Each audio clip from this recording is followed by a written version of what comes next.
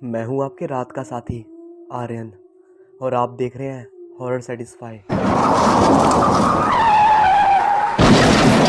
Highway पर एक full speed में आता हुआ ट्रक राजेश की कार से टकराया और कार का कचूमर बन गया। राजेश के शरीर के चीथड़े उड़ गए। धीरे धीरे उस जगह पर गाड़ियां रुकने लगी।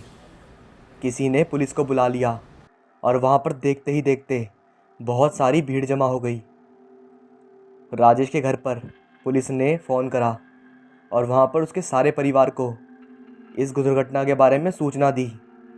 उसके घर वाले उसके चीथड़े उड़े हुए शरीर को लेकर घर आ गए। उन्होंने डेड बॉडी को पोस्टमार्टम के लिए नहीं दिया और फिर राजेश का अंतिम संस्कार कर दिया गया। राजेश के घर वालों का रो रो कर बुरा हाल था और उनके मुंह से बस यही शब्द निकल रहे थे, ये सब उस उस ब्रिजेश की माँ का श्राप है। मैंने अपने बेटे को सुधारने की काफ़ी कोशिश की लेकिन उसे कभी बदल नहीं पाई। आज उसके बुरे कर्मों की सज़ा ऊपर वाले ने उसे दे ही दी। कैलिफोर्निया से आए हुए राजेश के छोटे भाई रामदेव और उसकी पत्नी सुशिक्षा बड़ी गंभीरता से अपनी माँ की बात सुन रहे थे। उन्होंने अपनी माँ से पूछा, माँ, ये ब्रिजेश कौन है और उसकी माँ का क्या श्राप था?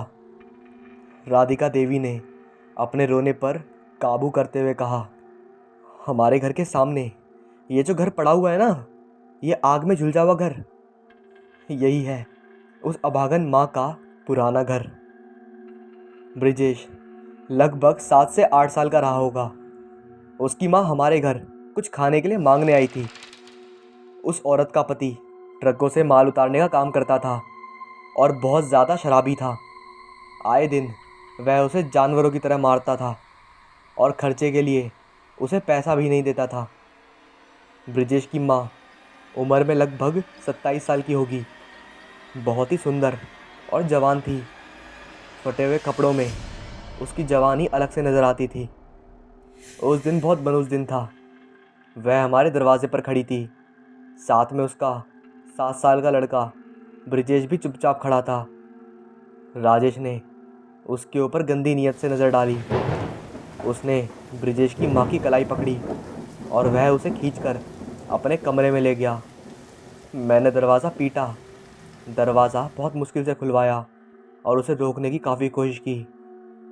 उसने मुझे भी वहाँ पर धक्का दे दिया और मैं लुढ़कते हुए सीढ़ियों से नीचे आकर गिर गई। मेरे सर में बहुत तेज चोट लगी जिसकी वजह से मेरे सर पे आज भी वही निशान है। मुझे जब होश आया तो वह औरत निर्वस्त्र होकर सनक से भरी हुई कमरे से बाहर निकली। उसके शरीर पर बहुत सारी चोटें लगी हुई थी और वह बुरी तरह दहाड़े मारकर रो रही थी। वह कह रही थी, इस घर को मेरा श्राप लगेगा। एक दिन ये घर मिट्टी में मिल जाएगा। सब कुछ नेस्त नाबूद हो जाएगा। जिस तरह तूने मेरी इज्जत लूटी है वैसे ही इस घर की हर एक चीज़ बिखर जाएगी। मेरा श्राप है। और फिर उसने घर जाकर आग लगाकर आत्महत्या कर ली। ब्रिजेश ये सब देख रहा था। उस दिन से ही इस घर में चारों तरफ मनुष्यत का साया मंडराने लगा। घर में तरह तरह के काले कारनामे होने लगे। घर का शुद्धिकरण कराने के लिए मैंने अपने कुलगुरु पंडित जी मनमोहन प्रसाद जी को यहाँ पर बुलवाया। उन्होंने नवग्रह शांति का हवन किया लेकिन उससे हमारे घर में कुछ भी फ़ायदा नहीं हुआ। ऊपर से राजवीर के बुरे कर्म बढ़ते गए। लोगों को परेशान करना, उन्हें यातनाएं देना, गरीब और कमज़ोरों को बेइज्जत करना और उन्हें सता कर उन्हें जलील करना, उसे बहुत मज़ा आता था इन सब कामों में। वह बात बात पर घर के नौकरों से मारपीट करता था। धीरे धीरे ये घर पूरी तरह से खाली हो गया। इस घर में मैं, राजेश, बस 2 ही लोग बचे थे। फिर एक दिन, एक काली अमावस्या की रात थी। बहुत ज़ोरदार बारिश हो रही थी। चारों तरफ गहरा घना अंधेरा छाया हुआ था। जोर जोर से बिजली की आवाज़ें हमारे घर को नेस्त नाबूद कर रही थी। 14 से 16 साल का लड़का बारिश में भीगता हुआ उसने दरवाज़ा खटखटाया। मैंने दरवाज़ा खोला। उसने बताया, मयंक साहब ने मुझे इस घर में नौकरी के लिए भेजा है और वह घर के अंदर आ गया। यहाँ पर कोई भी नौकरी करने के लिए राज़ी नहीं होता था। फिर उसने धीरे धीरे घर का सारा काम संभाला। उसके कुछ दिन बाद हमारे फार्म हाउस में राजेश के पिताजी ने फांसी लगाकर आत्महत्या कर ली। काफ़ी जांच पड़ताल के बाद भी उनका कुछ पता नहीं चला। उनके फांसी लगाने का कोई कारण नहीं था। उनकी किसी से दुश्मनी भी नहीं थी। उनका घर में किसी प्रकार का झगड़ा भी नहीं था। सब उसी औरत का श्राप बता रहे थे उसे। एक दिन की बात है, दरवाजे की खटखट की आवाज़ से मेरी आंख खुल गई। रात के करीब 2:30 बजे का समय था। आज फिर काली अमावस की रात थी। मैंने उस लड़के को घर से चुपचाप बाहर जाते हुए देखा। मैं घर की छत पर खड़ी थी। वह काला कंबल ओढ़कर घर से बाहर जा रहा था। मुझे ऐसा अजीब सा दृश्य देखकर रात भर नींद नहीं आई। मैं छत पर ही टहलती रही। सुबह लगभग 5 बजे का टाइम था। वो घर में वापस आ गया। मैंने उससे पूछा, मलिक, तू इतनी रात को कहाँ गया था? तो उसने साफ इनकार किया। उसने कहा, मैं तो कहीं नहीं गया था। उसका ये जवाब सुनकर मैं किसी अनजान भय से भयभीत होने लगी थी। मुझे धीरे धीरे समझ में आ गया था, हमारा परिवार काली शक्तियों की चपेट में आ गया है और मैं कुछ नहीं कर पा रही थी। मैं एक बार फिर से अपने कुलगुरु से मिलने गई। उन्होंने बताया कि तुम्हारे घर में जो नौकर बनकर आया है वह ब्रिजेश है। मैं ये सुनकर चौंक गई थी। उन्होंने ये भी कहा था कि अब समय निकल चुका है, अब कोई कुछ नहीं कर सकता। तुम भी उस घर को छोड़कर कहीं और चली जाओ, वरना बेमौत मारी जाओगी। मेरी बहुत विनती करने पर उन्होंने बताया, यदि तुम काली माँ की उपासना करो, उससे तुम्हें जो ऊर्जा प्राप्त होगी वह तुम राजेश के लिए अर्पित करो। जब तक तुम प्रत्येक अमावस को शुद्धिकरण और उपवास के नियमों को करती रहोगी, राजेश की जान बची रहेगी और तुम्हें हमेशा उसी घर में रहना पड़ेगा। ब्रिजेश ने राजेश के बाल और कपड़ों को इस घर में आकर आसानी से प्राप्त कर लिया था और उन्हें लेकर वो एक दिन गायब हो गया। शमशान में जाकर ब्रिजेश ने कर्ण पिशाचिनी की साधना की। कर्ण पिशाचिनी का नाम सुनकर रामदेव और समीक्षा ने माँ से पूछा, माँ, ये कर्ण पिशाचिनी कौन है? उसकी साधना क्या है? माँ ने कहा, उसके बारे में सिर्फ इतना ही बता सकती हूँ कि वह स्वर्ग से निष्कासित की गई है और वह आती तो अपनी मर्जी से है, लेकिन उसे वापस भेजना बहुत मुश्किल है। और जब वह एक बार आती है तो चारों तरफ लाशों ही लाशों का माहौल फैल जाता है। हर तरफ दहशत होती है और मौत का नज़ारा चारों तरफ अंधकार फैला देता है। माँ की बातों को सुनकर रामदेव और समीक्षा कर्ण पिशाचिनी के बारे में और ज़्यादा जानना चाहते थे। फिर उन दोनों ने कहा, माँ, हम उसके बारे में पूरी तरह से जानना चाहते हैं। माँ ने कहा, उसके लिए हम लोगों को पंडित जी के पास चलना होगा। फिर वे तीनों पंडित जी के पास गए। पंडित जी ने कहा, आप यहाँ बैठ जाइए। इसके लिए उन्होंने आसन दिया। फिर वह खुद भी बैठ गए। उन्होंने राधिका देवी से कहा, राधिका बहन, जो होना था वो हो गया। ऊपर वाला राजेश की आत्मा को शांति दे। रामदेव ने विशंबर स्वभाव में कहा, पंडित जी प्रणाम। और फिर कुलगुरु से आग्रह की कि वह कर्ण पिशाचिनी के बारे में जानना चाहते हैं। वह कौन है, कहाँ से आई है, उसका क्या काम है? पंडित जी ने बताया, कर्ण पिशाचिनी साधना के कई प्रयोग को मिला जुलाकर अपनी प्रवृत्ति बनाती है। व्यक्तिगत, पारिवारिक या सामाजिक समस्याओं से मुक्ति के लिए वशीकरण या सम्मोहन से संबंधित तांत्रिक विज्ञान के सानिध्य में अघोर साधना और मंत्र जाप के जरिए इस अदृश्य शक्ति का ही वशीकरण कर लिया जाता है। जो स्त्री रूप में एक यक्षिणी होती है उसे ही कर्णपिशाचिनी कहा जाता है। उसके वशीभूत होते ही वह सीधे कान में आकर घटनाओं और समस्याओं का समाधान बताती है और मुश्किलों से छुटकारा दिलाती है। यही नहीं, पिशाचिनी की कृपा से उस दौरान मुंह मांगे वरदान की पूर्ति भी हो जाती है। पूछे गए किसी भी प्रश्न का जवाब कान में बताती है। रामदेव और समीक्षा को यह सुनकर बहुत आश्चर्य हुआ। उनके लिए पंडित जी की बातों पर यकीन करना बहुत मुश्किल था, लेकिन उनमें इन प्रयोगों के बारे में जानने की इच्छा लगातार बढ़ती जा रही थी। इसे एक गुप्त त्रिकालदर्शी साधना माना गया है जो 12 से 22 दिनों में परिपूर्ण होती है। इसकी साधना करने वाला व्यक्ति थोड़े समय के लिए त्रिकालदर्शी बन जाता है। इसे सामान्य विधि विधान से संपन्न किया जाता है, बल्कि इसकी साधना करने वाले इसके प्रति घोर आस्था रखते हैं। वह अटल क्षमता परिपूर्ण भी करते हैं। यही कारण है कि इसे सामान्य व्यक्ति को करने से सख्त मना किया जाता है।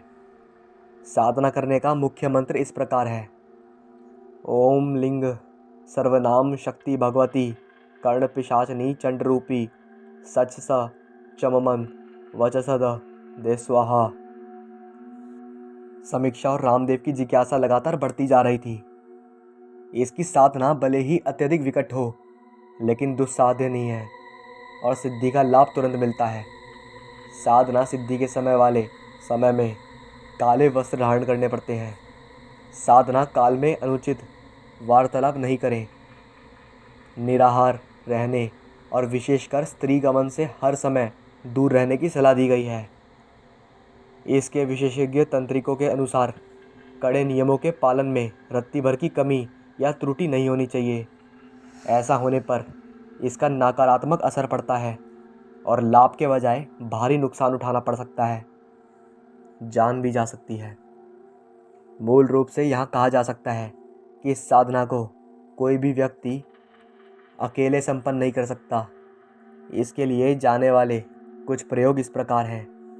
पहला, 11 दिनों तक चलने वाले कर्ण पिशाचिनी की साधना के लिए रात या दिन को चैगगिड़ीति मुहूर्त के दौरान पीतल या कांसे की थाली में उंगली के द्वारा सिंदूर से त्रिशूल बनाएं और फिर शुद्ध गाय का घी और तेल के 2 दीपक जलाएं और उसका सामान्य पूजन करें। उसके बाद 1100 बार बताए गए मंत्र का जाप करें। इस प्रयोग को कुल 11 दिनों तक दोहराएं। इससे कर्ण पिशाचिनी सिद्ध हो जाती है। जाप का मंत्र है वो मैं इस वीडियो में नहीं बता सकता। दूसरा, होली या दीपावली या फिर ग्रहण के दिन ये शुरू किया जाता है और इसकी पूर्णहुति 21वें दिन होती है। प्रयोग के लिए आम की लकड़ी के बने तख्त पर अनार की कलम से दिए गए मंत्र को 108 बार लिखते हुए उच्चारण किया जाता है। एक बार लिखने के बाद उसे मिटाकर दूसरा लिखा जाता है।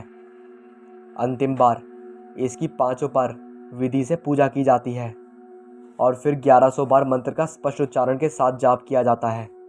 इसका मंत्र इस प्रकार है। तीसरा, इसके लिए 11वें पट को आमंत्रित कर उसके गूदे को हाथ और पैरों पर लेप लगाया जाता है। ये प्रयोग भी 21 दिनों तक है तथा प्रतिदिन 5000 जाप किया जाता है। इसकी 21 दिनों में सिद्धि के बाद कान में पिशाचिनी की आवाज़ स्पष्ट सुनाई दे सकती है। इसका मंत्र है। ये भी तीसरी जैसा ही किया जाता है, फ़र्क केवल मंत्र का है। इसमें दिए गए मंत्र का प्रतिदिन 5000 बार जाप काले 11वें पाठे को सामने रखकर करते हुए 21 दिनों तक सिद्धि की साधना पूर्ण की जाती है। मंत्र है। गाय के गोबर के साथ पीली मिट्टी मिलाकर प्रतिदिन पूरे कमरे की लिपाई की जाती है या फिर तुलसी के चारों ओर के कुछ स्थान को लेपना जाता है। उस स्थान पर हल्दी, कुमकुम व अक्षत डालकर आसान बिछाए जाते हैं और नीचे दिए गए मंत्र का प्रतिदिन 10,000 बार जाप किया जाता है। इससे कर्ण पिशाचिनी को सिद्ध किया जाता है। ये प्रयोग कुल 11 दिनों में संपन्न होता है। इसमें विशेष बात यह है कि इसे रात को लाल परिधान में किया जाता है। इसका शुभारंभ घी का दीपक जलाने के बाद 10,000 बार मंत्र जाप किया जाता है। प्रतिदिन जाप करते हुए इसे 21 दिनों तक करने के बाद कर्ण पिशाचिनी की साधना पूर्ण होती है। आधी रात को कर्ण पिशाचिनी को एक देवी के रूप में समर्पण किया जाता है। इसे सबसे अधिक पवित्र और महत्वपूर्ण माना गया है। मान्यता है कि वेद व्यास ने इस मंत्र को सिद्ध किया था। सबसे पहले मंत्र की पूजा ओम अमृतम कुरु कुरु स्वाहा लिखकर करनी चाहिए। उसके बाद मछली की बलि देने का विधान है। इस विधान के पूर्ण होने के बाद दिए गए मंत्र का जाप 1000 बार करना चाहिए। ध्यान रहे पूरे प्रक्रिया प्रातः सूर्योदय से पहले पूर्ण हो जाए। पूर्णाहुति तर्पण के मंत्र ओम कर्ण पिशाचिनी तत्वै स्वाहा से की जाती है। ये प्रयोग कुल 21 दिनों में संपन्न होता है। कुल मिलाकर कर्ण पिशाचिनी के अनोखे प्रयोग से जीवन में मनोवांछित बदलाव लाया जा सकता है। कुलगुरु पंडित जी ने कर्ण पिशाचिनी साधना का पूरा वृत्तांत समीक्षा और रामदेव को सुना दिया। समीक्षा और रामदेव ने पंडित जी से प्रश्न किया, जब ईश्वर के इतने सुंदर सुंदर स्वरूप हैं तो इन सब चीज़ों की क्या आवश्यकता है? रामदेव ने पंडित जी से कहा, क्या गुरुजी उसे वापस भेजने का कोई उपाय नहीं है? पंडित जी बोले, बिल्कुल नहीं। अगर कर्ण पिशाचिनी को गलती से भी ये भनक लग जाती है कि उसे कोई वापस भेजना चाहता है तो वह और ज़्यादा चारों तरफ तबाही फैला देती है। या तो वह बुलाने वाले को मारकर वापस जाती है या वह स्वयं अपनी इच्छा से ही वापस चली जाती है। इसके अलावा उसे वापस भेजने का मंत्र एक ही साधन है और वो है माँ महाकाली, उनकी उपासना करना।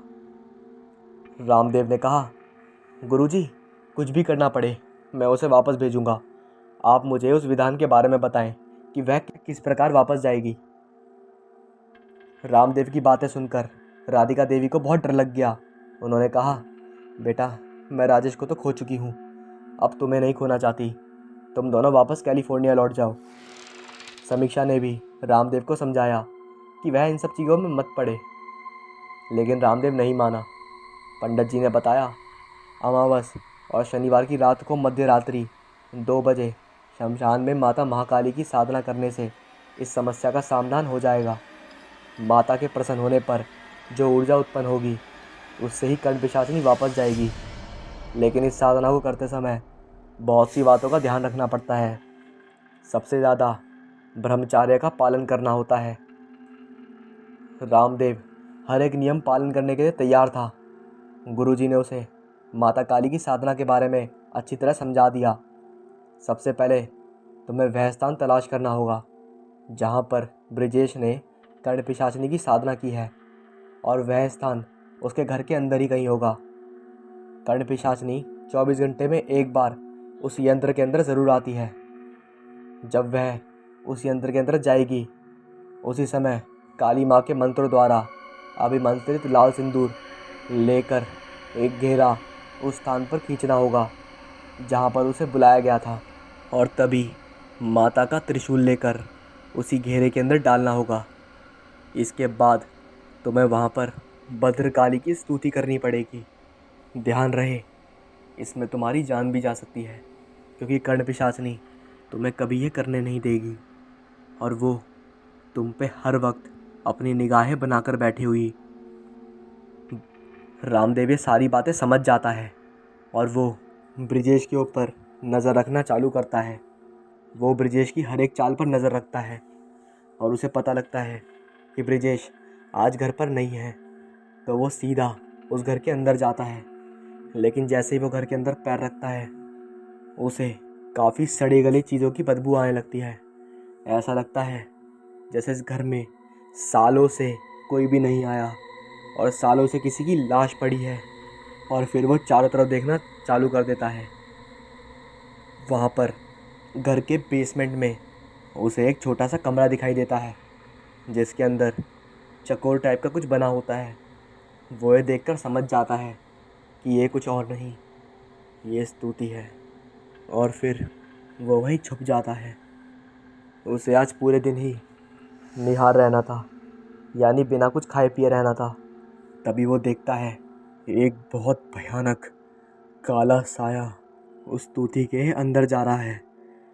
उसे देखते ही रामदेव का जिस्म पूरा ठंडा पड़ जाता है, क्योंकि वो इतना भयानक था कि उसकी नसें भी चलना बंद हो गई थी। अगर वो साया किसी के सामने आए तो उसे मौत आने से पहले ही मौत आ जाए, इतना खतरनाक दिखाई दे रहा था वो साया। रामदेव के हाथ पैर कांप रहे थे।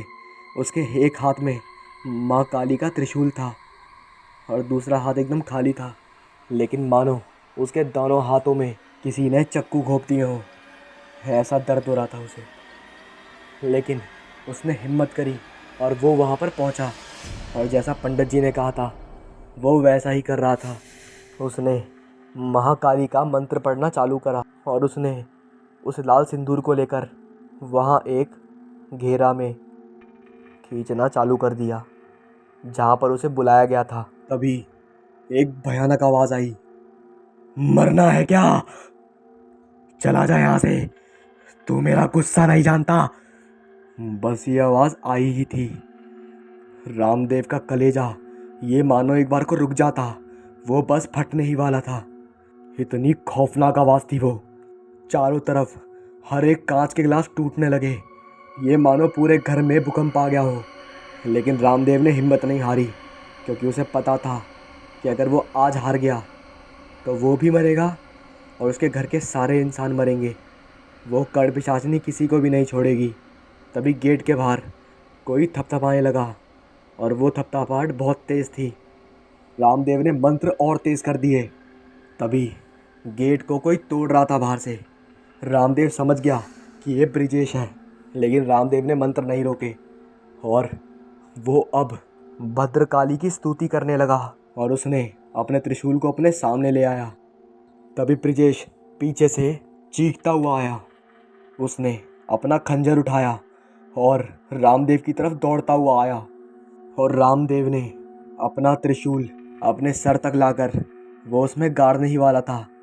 तभी ब्रिजेश ने अपना खंजर रामदेव की कमर में घोंप दिया और रामदेव ने पूरी जान लगाकर उस यंत्र में माँ काली का त्रिशूल डाल दिया, जिसके बाद हर तरफ सन्नाटा बन गया और तभी ब्रिजेश की कोई गर्दन उतार कर ले गया।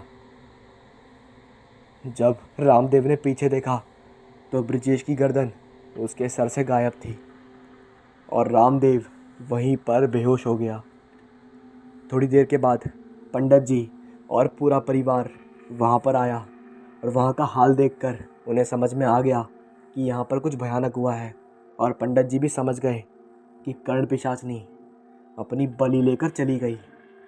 लेकिन रामदेव की हालत बहुत ज़्यादा गंभीर थी। रामदेव को जल्द से जल्द हॉस्पिटल पहुँचाया गया और कम से कम एक हफ्ते बाद रामदेव को होश आया। उसकी आंखें हल्की हल्की खुली तो उसे लगा जैसे वो माँ शेरावाली की गोद में हो। लेकिन जब धुंधलापन हटा तो उसकी माँ राधिका देवी उसके सामने खड़ी थी और उसे देखकर एक स्माइल पास कर रही थी और उसके बालों पे अपना हाथ चला रही थी और उससे बोल रही थी, तूने कर दिखाया बेटा, तूने कर दिखाया। इसी के साथ कहानी का अंत होता है।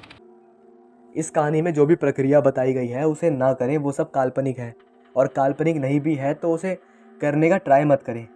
हमारी वीडियो किसी भी अंधविश्वास या फिर किसी भी काले जादू को सहयोग नहीं करती। बुरे कामों का हमेशा बुरा नतीजा होता है, जैसे इस कहानी में ब्रिजेश के साथ हुआ। आप देख रहे हैं हॉरर सेटिस्फाई और मैं हूं आपके रात का साथी आर्यन। ये कहानी है मामूल गांव की, जो राजस्थान में है। वहाँ पर बड़ी गहरी एक सिंदूरी शाम थी और लू के तपेड़े कम होने का नाम नहीं ले रहे थे। सारे चेहरे झुलस रहे थे। नल के पास एक लंबी कतार थी और सर्वथा अवहेलित नील अचानक ही बहुमूल्य हो गया था। वहाँ पर पानी की कीमत मानो काफ़ी बढ़ गई थी। अगर एक तरफ हीरा रखा हो और दूसरी तरफ पानी हो तो सभी लोग पानी पर झपट्टा मारे, ये हाल था। प्रायः चर्चे में रहने वाला जाति शब्द प्यास के सामने अपना अर्थ खो चुका था। सभी व्याकुलता से अपनी बारी का इंतज़ार कर रहे थे। हिंदू, मुस्लिम, चमार, डोम सभी अपनी प्यास बुझाने को उतारू थे। राखी की बड़ी बहन, जिसे अभी कुछ लोग देखने आने वाले थे। कुछ ही दूर तो सरकारी हैंडपंप था। आज बर्तन वहीं साफ करने थे। सड़क पर गुजरते नए नए जवान हुए बच्चों को अचानक ही प्यास लगाई थी। शारीरिक मेहनत, संतुष्ट मन, शरीर का गठीलपन और उभार अब दिखने लगा था। दबे पांव यौवन ने दस्तक दे दिया था। रमेश था तो ग्वाला, लेकिन फिर भी उसे बहुत प्यारा था। ग्वाला है तो गांव में दूध ही तो देगा, आईएएस और आईपीएस तो नहीं बनेगा ना। आखिर राजपूत ब्राह्मण के बेटे क्या दूध बेचेंगे? ना ना। तो रमेश अगर ग्वाला है तो या दूध बेचे या फिर सिक्योरिटी गार्ड की नौकरी करे। जब वह दूध देने आता तो ड्योढ़ी में बैठे बैठे उससे बातें कर लेता। राखी उससे चहक चहक कर बातें करती, उस पर गुस्सा भी होती, उसकी फिक्र भी करती और देर से आने पर झिड़क भी लगाती। रमेश को भी उससे बातें करना काफ़ी अच्छा लगता था। उसे नए गाने सुनाता, गांव की बातें सुनाता। गांव में ही एक सिनेमा घर था जिसमें वो अपने दोस्तों के साथ पिक्चर देखने गया था। फिर बीच पिक्चर में ही उसके दोस्तों ने उसे राखी के बारे में अनाप शराब बकना शुरू कर दिया, जिसकी वजह से उसने अपने दोस्तों के साथ बहुत ज़्यादा झगड़ा किया और सिनेमा बीच में ही उन्हें छोड़कर वापस आ गया। राखी को ये बातें भाने लगी थीं। अल्हड़पन में ही राखी ने माँ से अपने दिल की बात कह दी। सोची कि माँ ही तो है, और रमेश ने भी तो कहा था माँ को मना लेगी, आखिर इतना काम जो करती है, माँ की दुलारी। माँ को बात समझने में देर ना लगी। बड़ी बेटी को कहा कि बेटी के लक्षण ठीक नहीं लग रहे हैं। बहन बहन से बात करने को अपने साफ सुथरे कमरे में ले गई। बड़ी बहन के नाश्ते का अब समय निकला जा रहा था।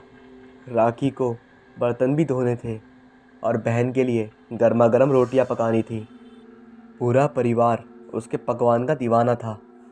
तारीफ सुनकर राखी भी फूली ना समाती थी। काम कराने का तरीका परिवार जानता था, तो करने का तरीका राखी। फिर एक बार वो कमरे में थी तो उसकी बहन दौड़ते हुए उसके पास आई। राखी की बहन का नाम लक्ष्मी था और उम्र में वो राखी से 2 साल छोटी थी। उसने राखी के कान में कहा, दीदी, आपका रमेश है ना, रमेश, उसे पापा मरवाना चाहते हैं क्योंकि वो हमारी जाति का नहीं है। और रमेश भी आपके लिए दीवाना है। माँ ने पापा से चुगली कर दी है और पापा अब उसे जिंदा नहीं छोड़ेंगे। राखी के पापा गांव के बहुत बड़े ज़मींदार थे और जाति से वो एक क्षत्रिय थे। उन्हें राखी की ये बात 2 कारणों से पसंद नहीं आई थी। पहला कारण तो ये था कि राखी के पापा पहले ही सुरेंद्र सिंह को जवान दे चुके थे कि उनकी बेटी उनसे शादी करेगी, और ये बात राखी भी जानती थी और पूरे गांव में भी पता थी, जिसकी वजह से अगर राखी ने कुछ भी एक्शन ऐसा उठाया कि वो किसी और के साथ भागी तो उसके पापा की पूरे गांव के सामने बेइज्जती हो जाती, क्योंकि उसके पापा को पूरे गांव में सब इज्जत देते थे। और दूसरा, ये जो कहानी है ये 1937 की है। उस समय जाति प्रथा अपने बूम पर थी, यानी अपने चरम पर थी, और गांव में तो होती ही थी। इसके खिलाफ उस समय इतनी आवाज़ें नहीं उठती थी। यहाँ तक कि अंग्रेज़ों को भी इससे कोई दिक्कत नहीं थी उस समय, क्योंकि जब हिंदू या मुस्लिम आपस में लड़ेंगे तब तो उनका फ़ायदा था ही, तो उन्हें इससे क्या मतलब। अब आते हैं कहानी पर। उस समय जब ये बात राखी को पता लगी तो राखी अपने पिताजी की गाड़ी के पीछे पीछे भागी, और उसके पिताजी अपने हाथ में डंडे और कुछ मिट्टी का तेल, साथ में गांव से ही कुछ गुंडों को लेकर अपनी जीप में रमेश के गांव में पहुंचे। रमेश के गांव का कम से कम 15 किलोमीटर का रास्ता था, जिसे राखी के पिता ने तो बड़ी आसानी से पार कर लिया था, लेकिन राखी बीच रास्ते में ही थक कर बेहोश हो चुकी थी और अब जो करना था सिर्फ राखी के पिता को करना था। रमेश और उसके घर में सिर्फ उसकी छोटी बहन और उसके पिता रहते थे। उसकी माँ नहीं थी। और साथ ही और उसके घर के 500 मीटर के दायरे में एक पेड़ था बरगद का। उस पेड़ पर हमेशा सिद्ध बाबा बैठा करते थे। वो महाज्ञानी थे और कहा जाता था पूरे गांव में कि उन्हें सिद्धि प्राप्त है। लेकिन वो किसी की कभी सुनते नहीं थे, ना किसी से बात करते थे। लेकिन रमेश हमेशा अपना हर काम शुरू उनके आशीर्वाद से करता था। लेकिन आज सुबह ही रमेश को सिद्ध बाबा कहीं नज़र नहीं आ रहे थे और उन सिद्ध बाबा ने रमेश से पहले ही कह रखा था, बेटा उस लड़की को या तो छोड़ दे, वरना उस लड़की का प्यार तुझे मौत देगा।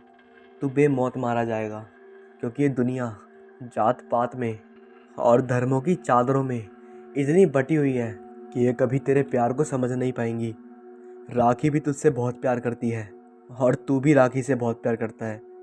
बेटा तुम्हें जात पात या धर्म इसीलिए नहीं दिख रहा क्योंकि तुम इन चीज़ों को प्यार की नज़रों से देख रहे हो।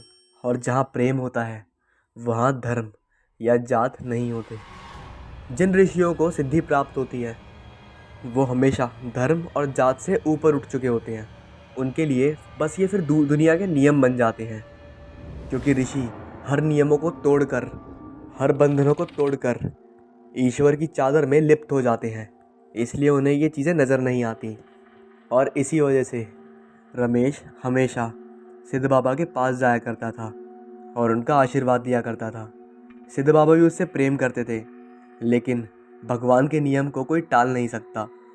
इसलिए सिद्ध बाबा जो होने वाला था उसे भाप तो चुके थे, लेकिन वो कर्म को कैसे रोक सकते हैं। अब रमेश अपने घर में ही था और अपनी छोटी बहन के लिए वो खाना बना रहा था। तभी गेट बहुत ज़ोर की आवाज़ से बजा। रमेश कह रहा, अरे कौन है भाई। उन्होंने गेट तोड़ दिया और तोड़ के सीधा रमेश को कॉलर पकड़कर बाहर निकाला और उन्होंने रमेश को बहुत पीटा। उसकी बहन बार बार बीच में आ रही, भैया को छोड़ दो। उसकी बहन को वो बार बार धकेल के बाहर फेंक रहे और रमेश की कॉलर पकड़कर सीधा घसीटते हुए उसी बरगद के पास ले गए। और उस बरगद के पास एक नीम का पेड़ था। उन्होंने उस नीम के पेड़ के पास रमेश को बांध दिया। पूरा गांव ये आवाज़ें सुनकर बाहर आ गया था, लेकिन कोई भी रमेश की मदद नहीं कर रहा था। वहाँ पर सब थे, जो जात पात का रोना रोते हैं वो भी थे, और जो जाति से पीड़ित हैं वो भी थे, जो 4 वक्त की नमाज अदा करते हैं वो भी थे, और जो लोग न्याय का फैसला करते हैं वो भी थे। लेकिन रमेश को कोई बचाने नहीं आ रहा था। उन लोगों ने रमेश को एक पेड़ से रस्सी के बल पर कसकर बांध दिया और उससे एक बार फिर बोला। शायद उसके अंदर का पिता जग गया था। उन्होंने बोला, बेटा देख, राखी मेरी बेटी है और गांव में मेरी काफ़ी इज्जत है। देख बेटा, गांव में मेरी काफ़ी इज्जत है और मैं सच बता रहा हूँ, मैं तेरी हत्या बिल्कुल भी नहीं करना चाहता। तू मेरी बेटी की उम्र का है। मैं तेरे को एक बार और मौका देता हूँ कि तू मेरी बेटी को छोड़ दे। बदले में मैं वादा करता हूँ तेरी आर्थिक स्थिति ठीक कर दूंगा और तेरी बहन की धूमधाम से शादी भी कराऊंगा। देख बेटा, मैं एक बाप हूँ और तू अच्छे से समझता होगा कि एक बेटी का बाप होना कितनी जिम्मेदारी की बात होती है।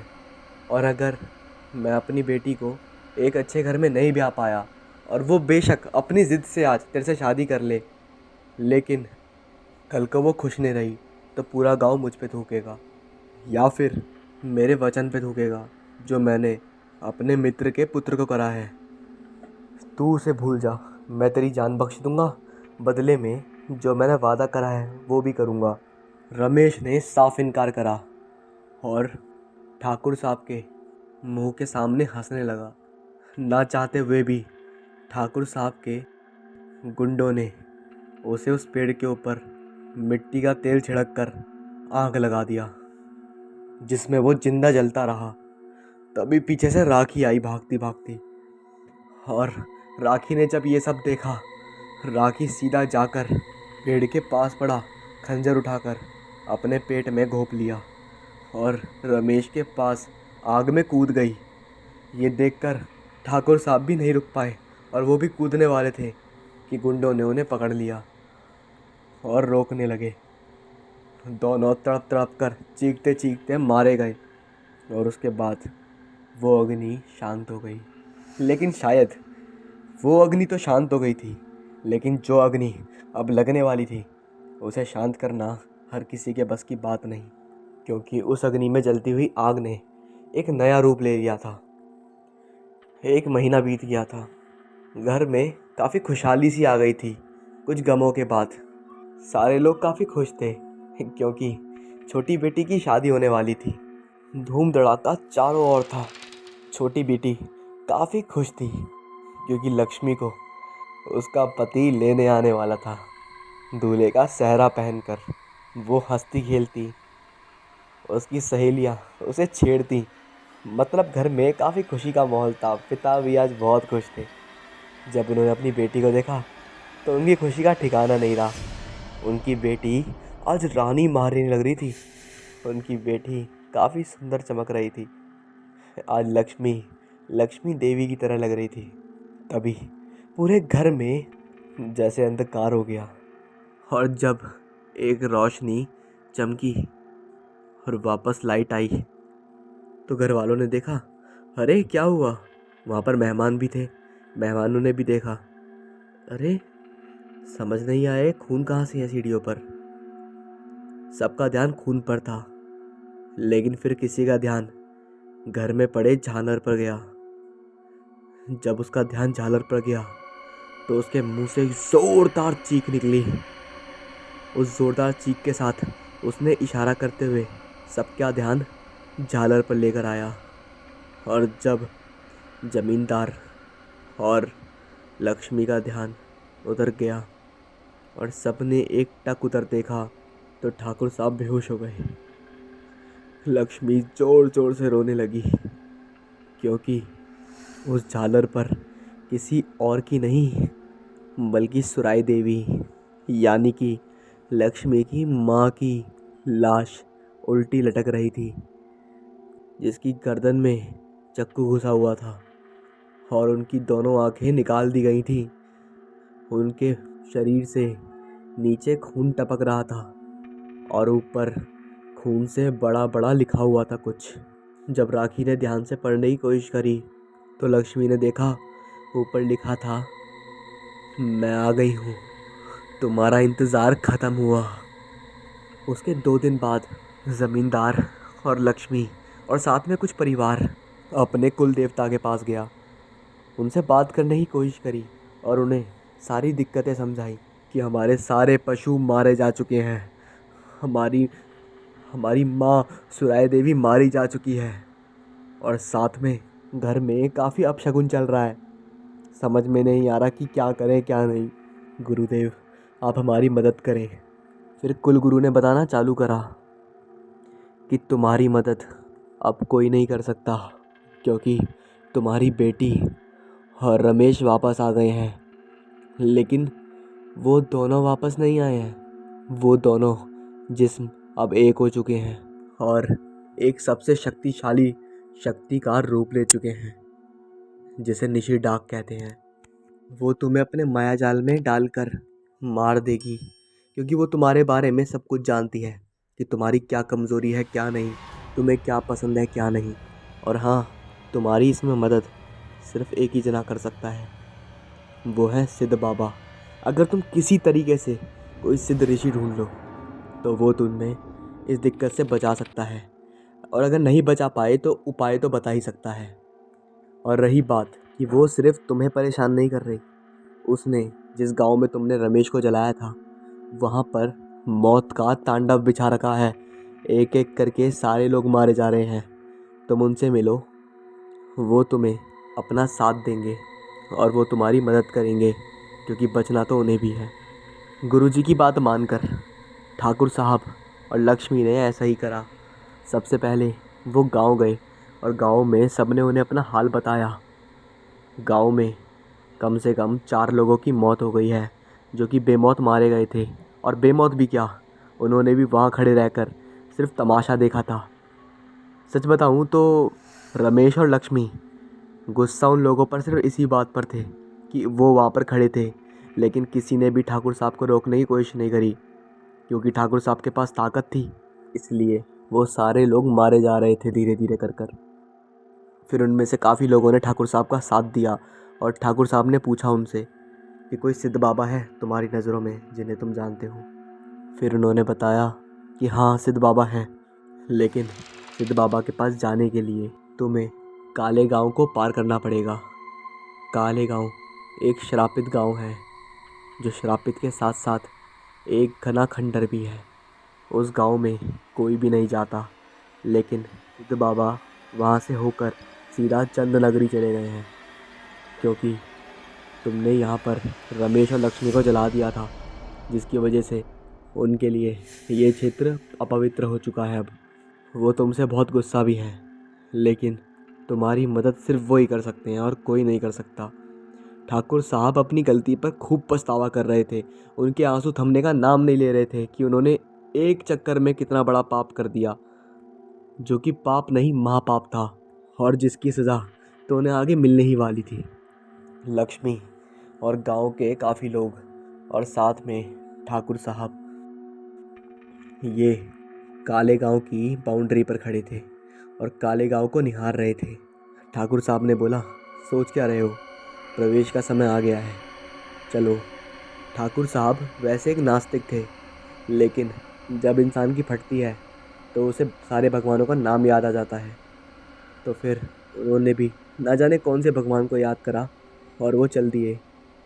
लेकिन लक्ष्मी महाकाल को अपना सब कुछ मानती थी, तो उसने हाथ जोड़कर गांव को नमन करा और साथ में महाकाल से आशीर्वाद मांगा, और वो चल दी गांव में। काले गांव देखने में एक वीरान कब्रिस्तान मालूम हो रहा था। ऐसा लग रहा था जैसे यहाँ पर कई लोग दफन हैं, या फिर यहाँ पर कई सालों से बरसों बीत गए, लेकिन एक चींटी भी नहीं बची। और सच कहूँ तो कम से कम खंडरों में जानवर तो रहते ही हैं, लेकिन यहाँ पर तो जानवरों का भी नामो निशान नहीं था। शाम के 7 बज रहे थे और जल्दी ही बादल घिरने वाले थे, और ऐसा हुआ भी। काले गांव को काफ़ी बादलों ने अपने कब्जे में ले लिया। अब उन्होंने आधा सफ़र तय करा ही था कि तभी श्यामलाल की एकदम से तबीयत बिगड़ने लगी। वो बोराने लगा। वो बोला, ना जाने क्यों मेरे सर में इतना दर्द हो रहा है, जैसे किसी ने मेरे सर को पकड़कर पूरी तरह दबा दिया हो। सबने श्यामलाल को समाया, लेकिन श्यामलाल पागलों की तरह हरकत कर रहा था। वो कभी चीख रहा था, कभी हंस रहा था। वो अपने सर को दबाए जा रहा था और इतनी तेज़ दबा रहा था कि उसका सर पूरा लाल पड़ चुका था।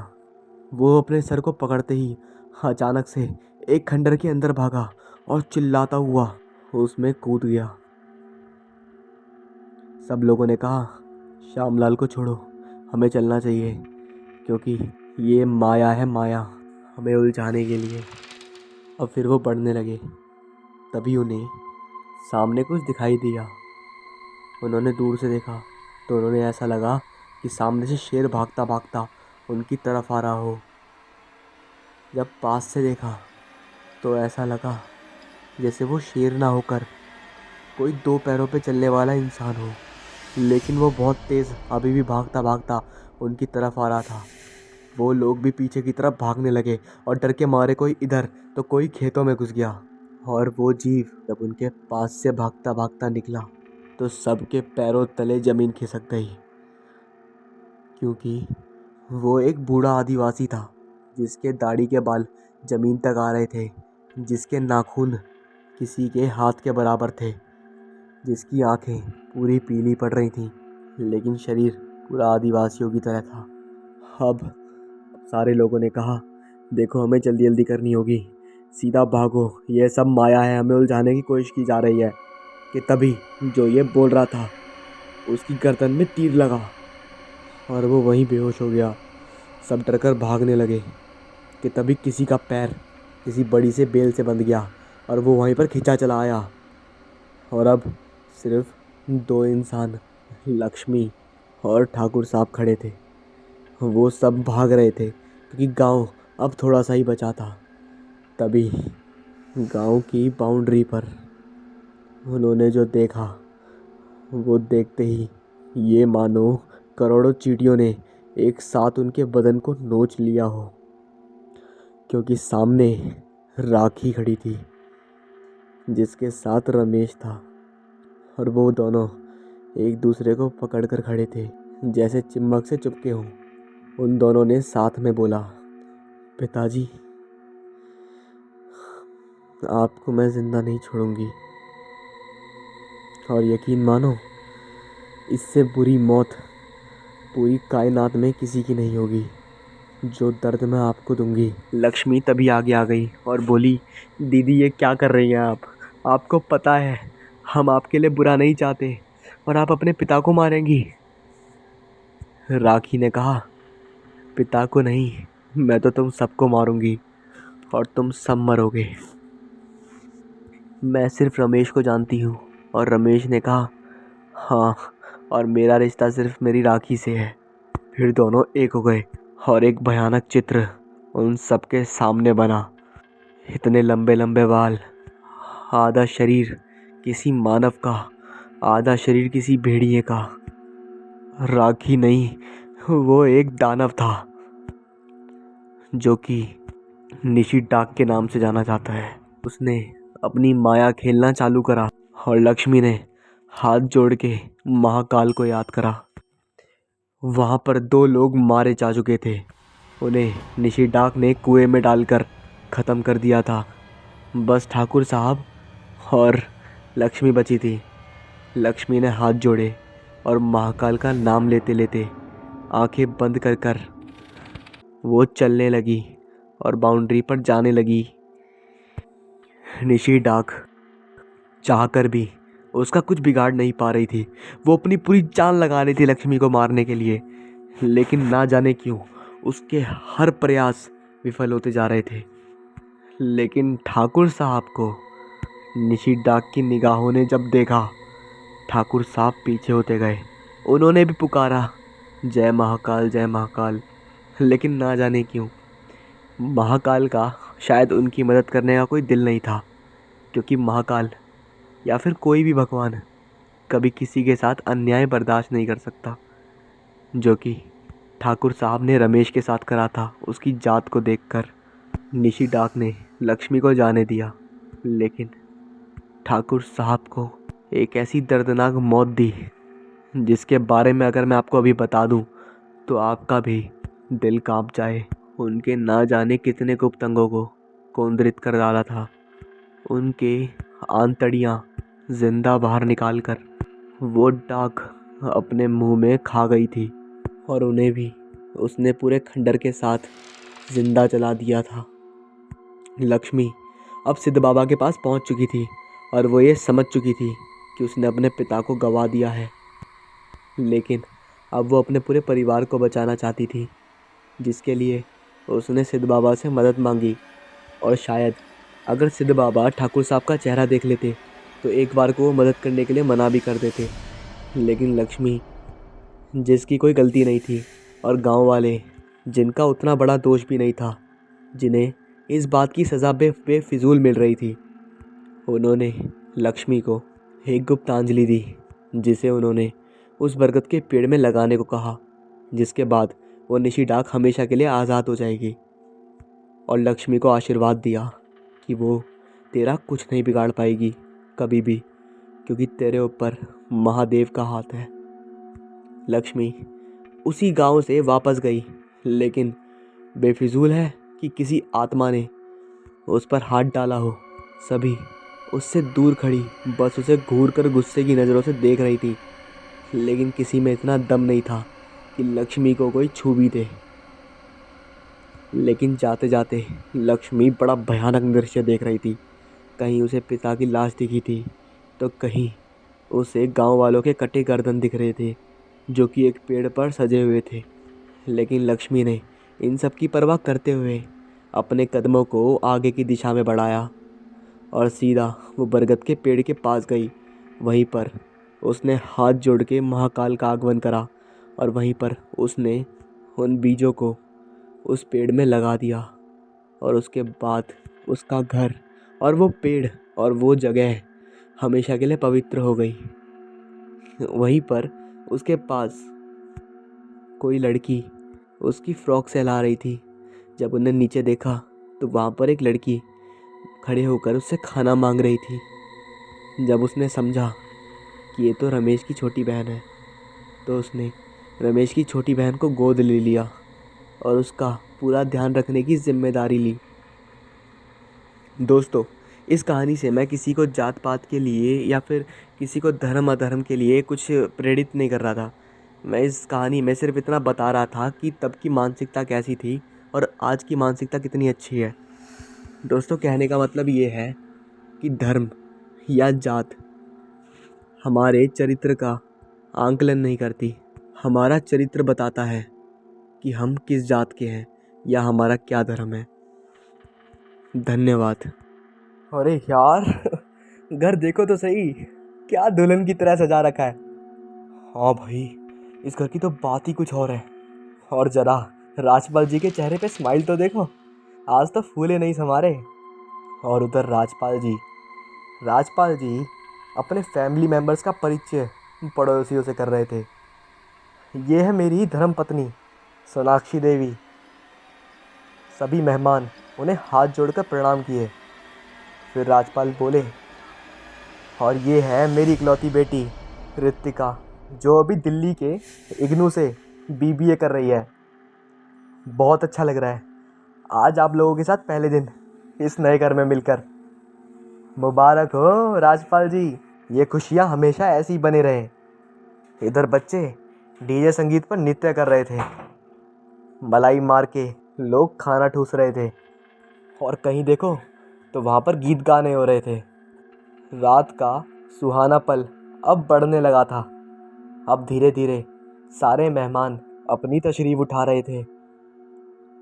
अरे बेटी, ज़रा एक गिलास पानी देना, राजपाल जी ने कहा। लीजिए पापा। बेटी ने गिलास में पानी लाई। राजपाल साहब पानी पीकर बोले, राजकुमारी जी कहिए।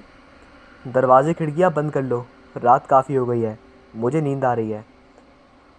आप चिंता न करें, ये गृहिणी की जिम्मेदारी होती है, राजकुमारी जी ने कहा। ठीक है, मैं सोने जा रहा हूँ। और ये कहकर राजपाल जी अपने बेडरूम की तरफ चल पड़े। उनकी बेटी अपने कमरे में जाती है, कमरे का दरवाज़ा बंद करके लाइट बंद कर देती है और अपने बिस्तर पर धड़ाम से लेट जाती है। उसकी आंखें अभी झपक ही रही थी कि उसने महसूस किया कि उसके सिरहाने से उसके ऊपर कोई साया झुक रहा है। थोड़ी ही देर बाद उसकी कंचुकी ढीली होने लगती है, हुक खुल जाते हैं और उसे लगा कोई उसके उरोजों को सहलाए है। वह उठना चाहती थी मगर उठ ना सकी। फिर उसे ऐसा लगा कि जैसे कोई उसे बेड से नीचे खींच रहा हो, उसकी टांगों को पकड़कर उसे नीचे खींच रहा है। वह चीखना चाहती थी मगर ये क्या, उसका ये अनुभव पहला था। उसने मज़े में पूरे पल को एंजॉय करा और वो अब उसकी दीवानी हो गई थी। अब वो साया हर पल उसके पास आता और हर दिन उसे हमेशा बेकरार करता। एक दिन उसके माता पिता को कुछ अजीब लगा, क्योंकि उन्होंने किसी सफ़ेद मनुष्य की आकृति को खिड़की से उसके कमरे में घुसते हुए देखा था। तो उसकी मम्मी भागते हुए ऊपर कमरे में चली गई और दरवाज़ा खटखटाने लगी। तभी वो साया गुस्से में वहाँ से निकल गया और उनकी बेटी ने गेट खोला। उसकी माँ ने बोला, क्या हो रहा था यहाँ, कौन आया था तेरे कमरे में? उसने कहा, माँ कोई तो नहीं। उसकी माँ ने ये बात अपना वहम समझ लिया, लेकिन वो साया सीधा जाकर उसके बाप से चिपट गया और उसके बाप को बस वो मार ही देता। तभी एक फ़कीर बाबा वहाँ से कुछ बड़बड़ाते हुए गुजरे। उन्होंने कहा, छोड़ दे स्नेक बंदे को अपनी गिरफ्त से, नहीं तो ये अमृत जल तुझ पे डाल दूंगा। वो साया उन्हें छोड़ के कहीं गायब हो गया। फिर उस फ़कीर बाबा ने बताया कि इस घर में एक प्रेमी को बिना मंजर के यहाँ पर जला दिया गया था। और वो प्रेमी आज इसी चीज़ का बदला लेने आया है और वो यहाँ किसी को भी नहीं छोड़ेगा। यहाँ पड़ोस में हर कोई इस बात को जानता है। तुम्हें किसी ने नहीं बताया? फिर उस लड़की के माँ बाप कहते हैं, नहीं फ़कीर बाबा, हमें इस बारे में नहीं पता था। फिर वो फ़कीर बाबा लड़की के पास जाते हैं और उससे पूछते हैं, बेटा तुझे क्या हुआ है, तो ठीक है ना? उस लड़की ने बोला, हाँ बाबा मैं ठीक हूँ। फिर उस लड़की ने सारा सच अपने माँ बाप को बताया, जो भी कुछ दिनों से हो रहा था। फिर उसके माँ बाप एक जगह बैठकर रोने लगे। फिर फ़कीर बाबा ने बताया कि इस लड़की की शादी करा दो, इससे पहले यहाँ कानो कान किसी को खबर हो। फिर उसके पापा ने बोला, जी फ़कीर बाबा, हम वैसे भी इसका रिश्ता देख कर आए हैं। फ़कीर बाबा ने कहा, वो आत्मा यहाँ किसी को भी नहीं छोड़ेगी। इससे पहले कि वो इस लड़की पर काबू करे, इसकी जल्दी से शादी करा दो। फ़कीर बाबा की बात मानकर उसकी शादी करा दी गई। लेकिन तभी कमरे में जब दुल्हन तैयार हो रही थी तो वो साया दोबारा से आया और फिर से अपनी हैवानियत उस लड़की पर दिखाने लगा। तभी फिर से फ़कीर बाबा आकर उस हैवान के सामने पाक मंत्रों का उच्चारण करने लगे और उससे कड़े शब्दों में कहा, देख मुझे पता है कि तेरे साथ क्या हुआ है, तेरे साथ सब गलत हुआ है, लेकिन तू इस लड़की को छोड़ दे। इस लड़की ने तेरा क्या बिगाड़ा है? ये मासूम अभी कुछ जानती नहीं है। उस प्रेमी ने कहा, अब मुझे ये भा गई है और अब ये सिर्फ मेरी है। मैं इसे अपने साथ अपने लोक में लेकर जाऊंगा। फिर उन फ़कीर बाबा ने नियत में आकर उसके ऊपर पाक जल का छिड़काव किया, जिससे वो साया वहीं तड़प तड़प कर अपनी जान की भीख मांगने लगा। तब फ़कीर बाबा ने कहा कि नादिम हरकत होता है जो कि तुझे भी झेलना पड़ेगा, इसलिए अगर जहन्नुम में नहीं जाना तो इस लड़की को इसी के हाल पे छोड़ दे और यहाँ से चला जा। फिर वो साया खिड़की तोड़कर बाहर निकल गया और उसके बाद फ़कीर बाबा ने कहा, बेटी जल्दी से नीचे आ जा, तेरा दूल्हा तेरा इंतज़ार कर रहा है। उसके बाद उन दोनों की खुशी खुशी शादी हो गई और उसके बाद से वो साया उनकी ज़िंदगी में फिर दोबारा कभी नहीं आया।